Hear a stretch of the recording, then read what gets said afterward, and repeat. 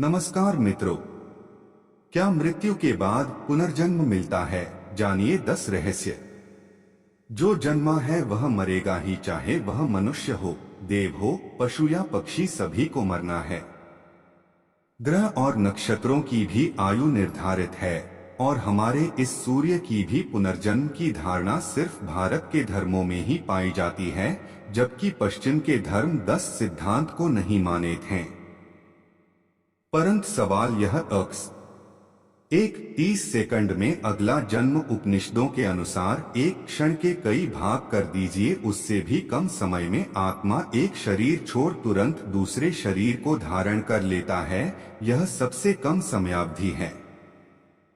सबसे ज्यादा समयावधि है 30 सेकंड, परंतु पुराणों के अनुसार यह समय लंबा की हो सकता है, 3 दिन, 13 दिन, सवा माह या सवा साल। इससे ज्यादा जो आत्मा नया शरीर धारण नहीं कर पाती है, वह मुक्ति हेतु धरती पर ही भटकती है।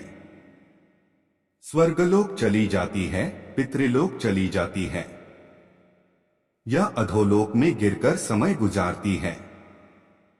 3 प्राणवायु से जुड़ा संबंध सूक्ष्म शरीर को धारण किए हुए आत्मा का स्थूल शरीर के साथ बार बार संबंध टूटने और बनने को पुनर्जन्म कहते हैं।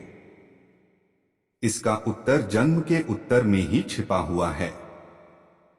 दरअसल सूक्ष्म शरीर और स्थूल शरीर के बीच जो प्राणों का संबंध स्थापित है, उसका संबंध टूट जाना ही मृत्यु है और उसका जुड़ जाना ही पुनर्जन्म है।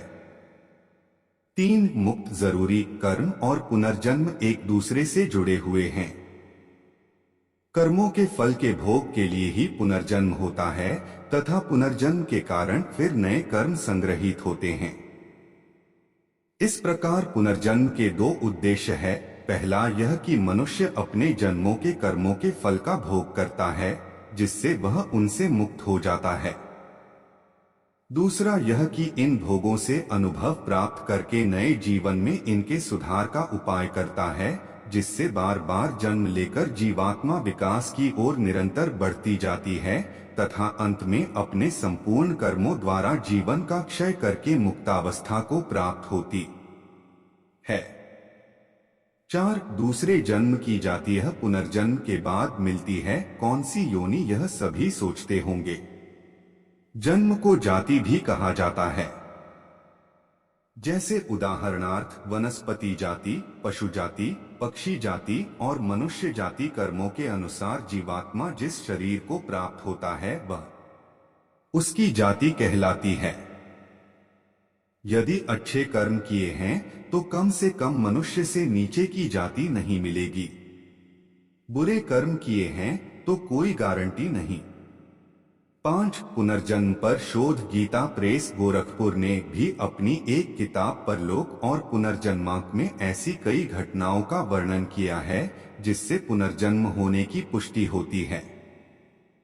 वेदमूर्ति तपोनिष्ठ पंत श्रीराम शर्मा आचार्य ने एक किताब लिखी है, पुनर्जन्म एक ध्रुव सत्य। इसमें पुनर्जन्म के बारे में अच्छी विवेचना की गई है। पुनर्जन्म में रुचि रखने वाले को ओशो की किताबें जैसे विज्ञान भैरव तंत्र के अलावा उक्त 2 किताबें जरूर पढ़ना चाहिए। ओशो रजनीश ने पुनर्जन्म पर बहुत अच्छे प्रवचन दिए हैं। उन्होंने खुद के भी पिछले जन्मों के बारे में विस्तार से बताया है।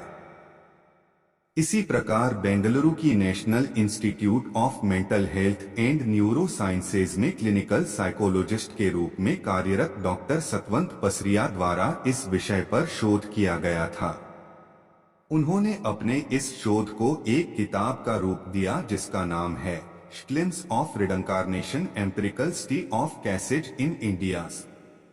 इस किताब में 1193 के बाद से भारत में हुई 500 पुनर्जन्म की घटनाओं का उल्लेख मिलता है।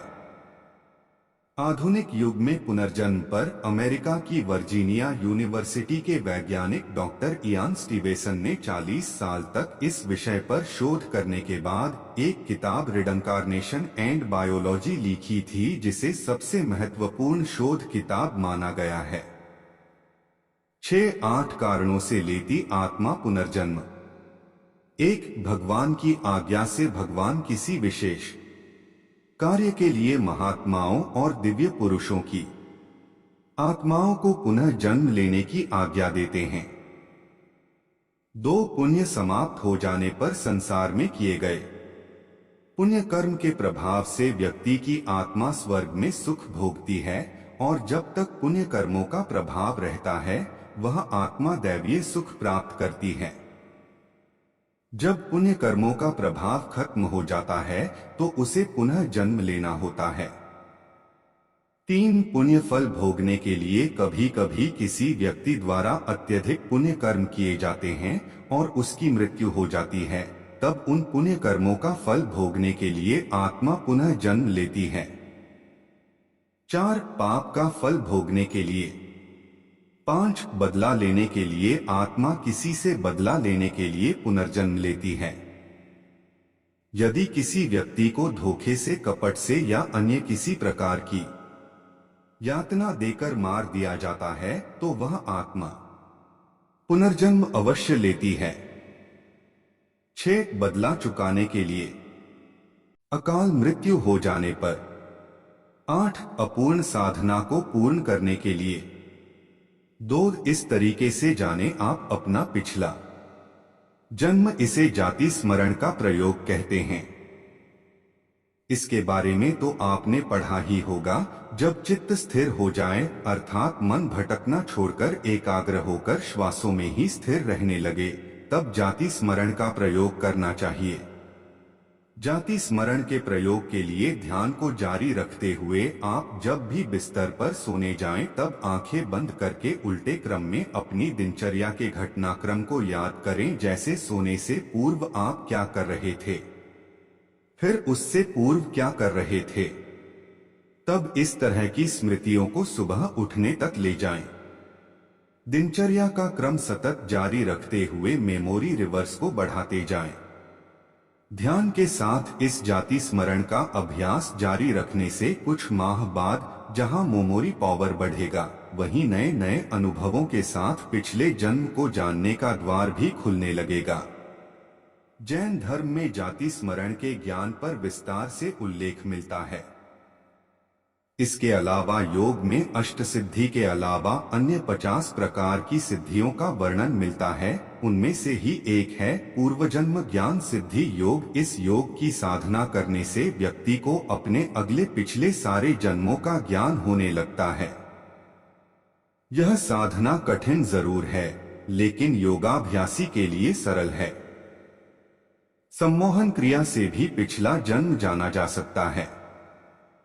8, मरने के बाद कौन कहां चला जाता है। यजुर्वेद में कहा गया है कि शरीर छोड़ने के पश्चात जिन्होंने तप ध्यान किया है वे ब्रह्मलोक चले जाते हैं, अर्थात ब्रह्मलीन हो जाते हैं। कुछ सत्कर्म करने वाले भक्तजन स्वर्ग चले जाते हैं। स्वर्ग अर्थात वे देव बन जाते हैं। राक्षसी कर्म करने वाले कुछ प्रेत योनि में अनंत काल तक भटकते रहते हैं और कुछ पुनः धरती पर जन्म ले लेते हैं। जन्म लेने वालों में भी जरूरी नहीं कि वे मनुष्य योनि में ही जन्म लें। गति कई प्रकार की होती है। प्रेत योनि में जाना एक दुर्गति है। एक जन्म चक्र। पुराणों के अनुसार व्यक्ति की आत्मा प्रारंभ में अधोगति होकर पेड़ पौधे, कीट पतंगे, पशु पक्षी योनियों में विचरण कर ऊपर उठती जाती है और अंत में वह मनुष्य वर्ग में प्रवेश करती है। मनुष्य अपने प्रयासों से देव या दैत्य वर्ग में स्थान प्राप्त कर सकता है। वहां से पतन होने के बाद वह फिर से मनुष्य वर्ग में गिर जाता है। यदि आपने अपने कर्मों से मनुष्य की चेतना के स्तर से खुद को नीचे गिरा लिया है तो आप फिर से किसी पक्षी या पशु की योनि में चले जाएंगे।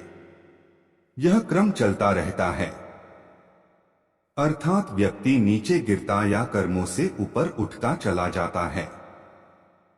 10, प्रारब्ध कर्म। यही कारण है कि व्यक्ति को उसके कर्मों के अनुसार जीवन मिलता है और वह अपने कर्मों का फल भोगता रहता है। यही कर्मफल का सिद्धांत है। प्रारब्ध का अर्थ ही है कि पूर्व जन्म अथवा पूर्व काल में किए हुए अच्छे और बुरे कर्म जिसका वर्तमान में फल भोगा जा रहा हो। विशेषतया इसके दो मुख्य भेद हैं कि संचित प्रारब्ध जो पूर्व जन्मों के कर्मों के फलस्वरूप होता है और क्रियमान प्रारब्ध जो इस जन्म में किए हुए कर्मों के फलस्वरूप होता है। इसके अलावा अनिच्छा प्रारब्ध, परेच्छा प्रारब्ध और स्वेच्छा प्रारब्ध नाम के 3 गौण भेद भी हैं। प्रारब्ध कर्मों के परिणाम को ही कुछ लोग भाग्य और किस्मत का नाम दे देते हैं। पूर्व जन्म और कर्मों के सिद्धांत को समझना जरूरी है। आशा करते हैं कि हमारी प्रस्तुति आपको काफी पसंद आई होगी। आपसे अनुरोध है कि आप इस वीडियो को लाइक, शेयर और सब्सक्राइब करें। धन्यवाद।